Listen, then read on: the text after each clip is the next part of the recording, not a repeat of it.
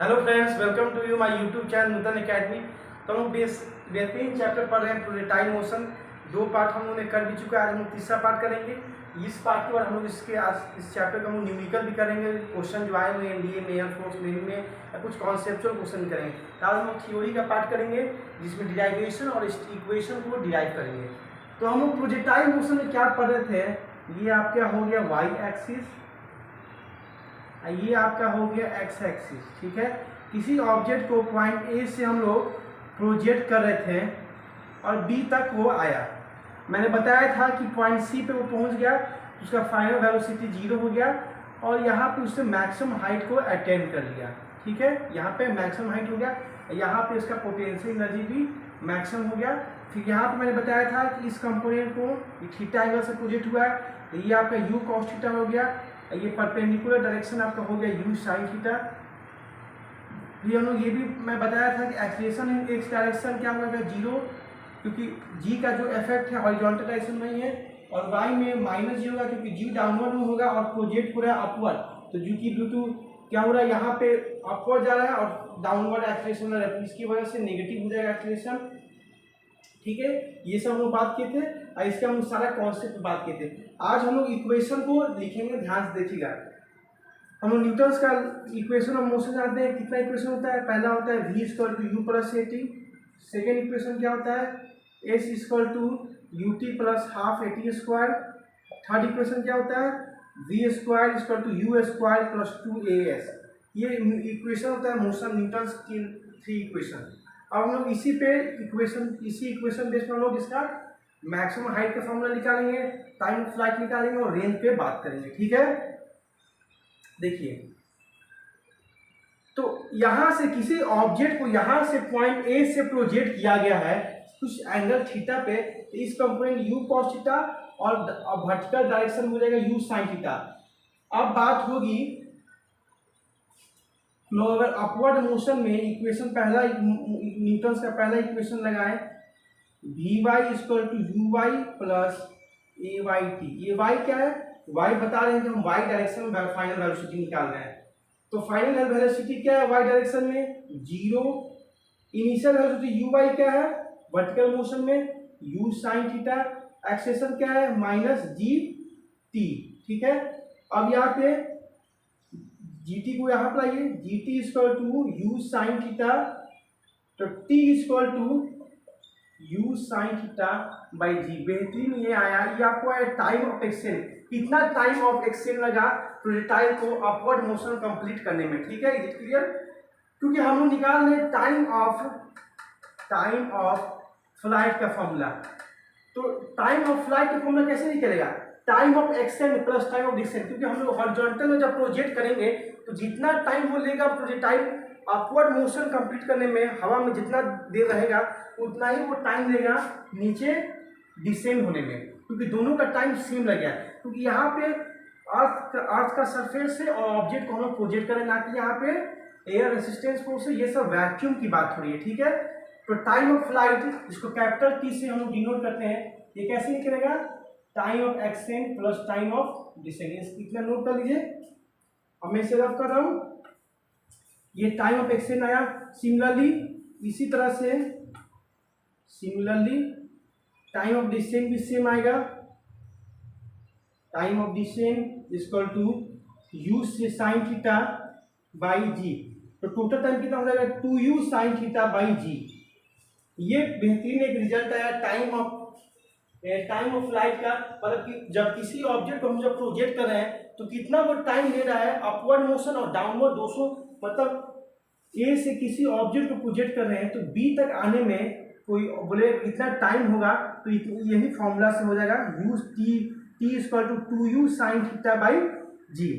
अब हम लोग इसकी कुछ रिलेशन में बात करेंगे, कॉन्सेप्ट फैक्ट बात करेंगे कि सबका हम लोग मीनिंग समझेंगे। U sine theta by g, two क्या है, टू एक कांस्टेंट क्वांटिटी है। यू क्या है, यू बेसिकली इसका है you sine theta. You sine theta क्या है, वर्टिकल मोशन में इसका स्पीड है। तो सपोज किसी ऑब्जेक्ट को हम 30 मीटर पर सेकेंड से जब इसको प्रोजेक्ट करेंगे तो बेसिकली यू क्या हो जाएगा 30 मीटर पर सेकेंड, और कुछ वहाँ पे एंगल मेंशन दिया होगा 30 डिग्री 45 डिग्री दिया होगा, वहाँ पे हम वैल्यू पुट कर देंगे। और जी के वैल्यू हम जानते हैं 10 मीटर पर सेकेंड स्क्वायर। अब बात आती है कि टाइम ऑफ फ्लाइट क्या करने पे बढ़ेगा और क्या करने पे घटेगा, मतलब वेन कब ये इंक्रीज होगा और कब डिक्रीज होगा, ये बहुत इंपॉर्टेंट बात है।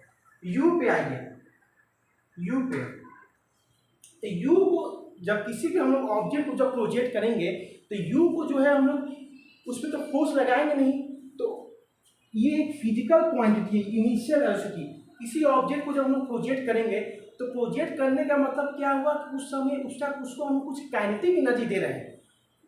यहाँ पे इसका पोटेंशियल एनर्जी आपका 0 है, बट काइनेटिक एनर्जी हम लोग इसको दे रहे हैं, क्योंकि हम लोग जब ऑब्जेक्ट को प्रोजेक्ट कर रहे हैं तो इसका कुछ इनिशियल स्पीड है, और इनिशियल स्पीड देने का मतलब है इसमें आप मोशन एक्वायर कर रहे हैं। काइनेटिक एनर्जी क्या होता है, energy which is acquired due to its motion. तो मतलब आप इसमें काइनेटिक एनर्जी दे रहे हैं, इसकी मतलब आप इसमें मोशन दे रहे हैं, तो इसमें मतलब काइनेटिक एनर्जी आप दे रहे हैं। ठीक है, आपने जो भी स्पीड से इसको प्रोजेक्ट किया, बट यहाँ पे जैसे जैसे वो अपना अपवर्ड मोशन की ओर जा रहा है तो जी का इन्फ्लुएंस डायरेक्ट इस पर लग रहा है, क्योंकि जी डाउनवर्ड लग रहा है, ये अपवर्ड जा रहा है, और जी डाउनवर्ड लग रहा है और ये अपवर्ड जा रहा है। इसकी वजह से क्या होगा, इसके स्पीड में रिटार्डेशन आएगा, मैंने आपको बताया था डिक्रीमेंट आएगा, और एक ऐसा समय आएगा इसका पावर, इसका कैपेसिटी, इसका एबिलिटी सब क्या हो जाएगा, डिक्रीज हो जाएगा। और एक ऐसा टाइम आएगा पॉइंट सी पे कि वो इसका वर्टिकल कंपोनेंट का जो स्पीड है u sin थीटा वो क्या हो जाएगा, 0 हो जाएगा। क्या हो जाएगा, 0 हो जाएगा, और यहाँ पे वो मैक्सिमम हाइट पे अटेंड कर लेगा, और यहाँ पे क्या होगा, उसका फाइनल वेलोसिटी 0 हो जाएगा। फाइनल वेलोसिटी कहने का मतलब है कि जो आपका ये अपवर्ड मोशन में जो उसका वेलोसिटी है u sin थीटा वो 0 हो जाएगा। u cos थीटा 0 नहीं होगा, क्योंकि u cos थीटा जो है कभी भी चेंज नहीं हो रहा है, क्योंकि g का इफेक्ट हॉरिजॉन्टल मोशन में नहीं लग रहा है। तो यहाँ पे फाइनल वेलोसिटी 0 कहने का मतलब क्या हुआ कि इसका u sin थीटा जो इसका वर्टिकल मोशन जो इसका स्पीड है वो 0 होगा। ठीक है, ये क्लियर रखिएगा, हॉरिजॉन्टल स्पीड 0 नहीं होगा।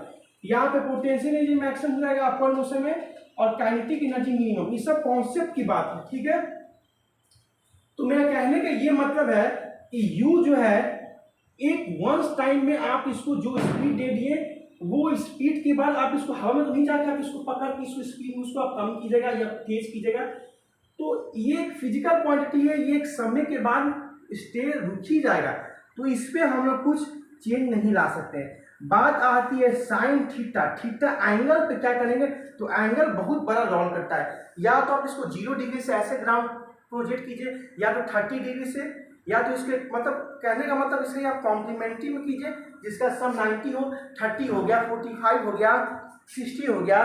तो कहने का मतलब जितना आप एंगल में इसको आप प्रोजेक्ट कीजिएगा उतना ही वो टाइम लेगा प्रोजेक्टाइल अपवर्ड और डाउनवर्ड मोशन में कंप्लीट करने में। अगर आप इसको 90 डिग्री में प्रोजेक्ट कीजिएगा तो क्या होगा, डायरेक्ट जाएगा, मतलब बेसिकली वो वर्टिकल मोशन का सीन जाएगा।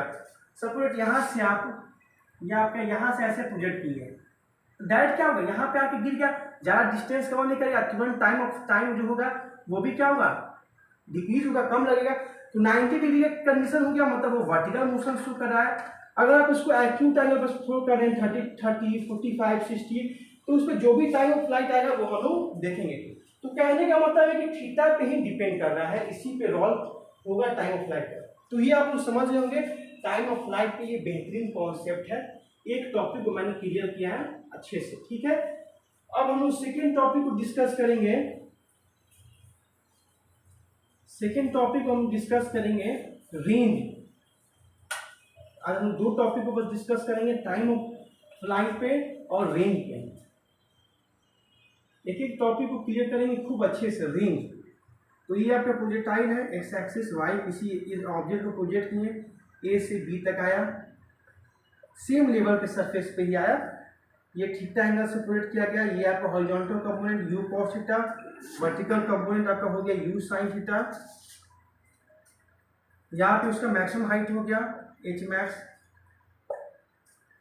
अब बात आती है कि रेंज क्या होता है, तो मैंने बताया था कि रेंज होता है वो कितना मैक्सिमम डिस्प्लेसमेंट कवर कर रहा है इन हॉरिजॉन्टल डायरेक्शन में। मतलब जब भी किसी ऑब्जेक्ट को आप प्रोजेक्ट किए, जितना वो डिस्प्लेसमेंट कवर किया in horizontal x axis direction में, उसी को हम बोलते हैं रेंज। मतलब maximum displacement cover by the projectile during its journey, that is called range of projectile, उसी को हम बोलते हैं रेंज ऑफ प्रोजेक्टाइल। तो ठीक है, तो कहीं ना कहीं ये जो u है इसके दो कंपोनेंट है, u sine theta, u cos theta. हमें u साइन थीटा से कोई मतलब नहीं है, हमें u कॉस थीटा से मतलब है, क्योंकि यही प्ले रोल करेगा इस रेंज को बताने में। यहाँ पे हम लोग मोशन इक्वेशन लगाएंगे न्यूटन्स का रेंज निकालने के लिए।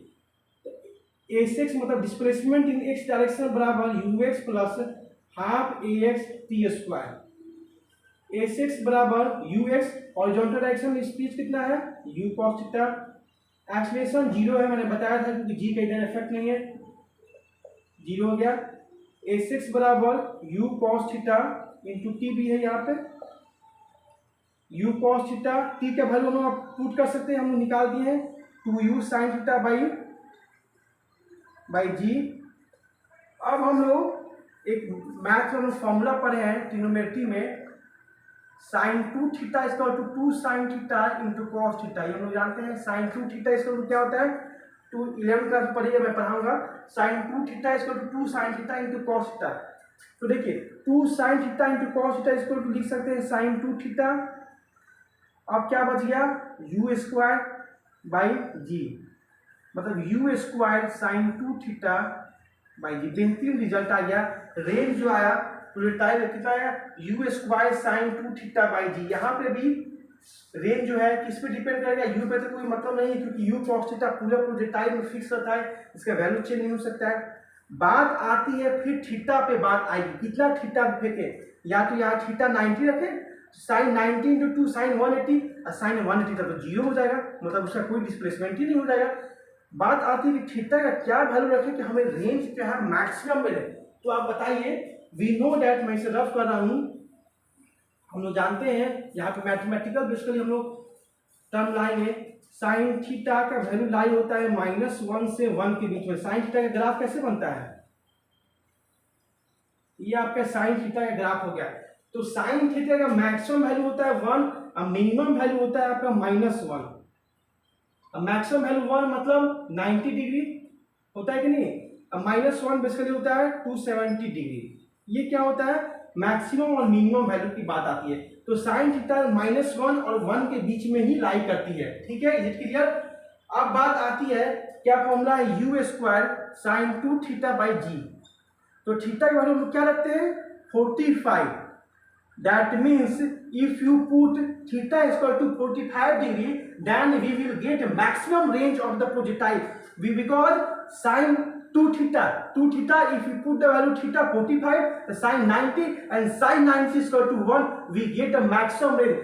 That means if we have to get maximum projectile, then or it means we will have to cover maximum displacement, then we will have to put the value of theta 45 degree, then we will get the result of 90, and we know that sin 90 is equal to 1, and then we get the maximum range of the projectile। यही इसका मतलब हुआ। अगर आप theta 45 degree रखिएगा तो हमें sine 2 theta mean 2 into 45 90 and sine 90 is equal to 1। That means ये कवर बहुत इंपॉर्टेंट क्वेश्चन है कि कितना हम लोग थीटा रखें रेंज कैलकुलेट करने के लिए, मैक्सिमम रेंज कैलकुलेट करने के लिए प्रोजेक्टाइल के लिए, तो हमें 45 डिग्री रखना पड़ेगा, तभी हमें रेंज मैक्सिमम मिलेगा। क्या मिलेगा, मतलब हमें 45 डिग्री मतलब एक्यूट एंगल पर हमें किसी ऑब्जेक्ट को प्रोजेक्ट करना पड़ेगा, तो हमें क्या मिलेगा, मैक्सिमम रेंज मिलेगा हमारे प्रोजेक्टाइल का। तो ये जो है बेहतरीन रिजल्ट आया, क्योंकि जो भी अभी नीरज चोपड़ा जो है बेसिकली जो जैवलिन थ्रो किया था, तो दैट मीन्स उसने भी जो डिस्प्लेसमेंट कवर किया था 87.58 मीटर का, तो दैट मीन्स उसने भी एंगल प्रोजेक्ट किया हुआ 45 डिग्री का ही, 45 या अप्रॉक्स 45 पॉइंट जो भी एंगल हो, तभी उसका मैक्सिमम रेंज मिला हुआ। तो यही जो है बेहतरीन एक आया है कि थीटा 45 पे क्वेश्चन आ सकता है कि for what value of theta we will get maximum range, then our answer is 45 degree। okay, is it clear। तो ये बेहतरीन रिजल्ट है। तो आज के लिए इस टॉपिक पर ही कमान रखिए।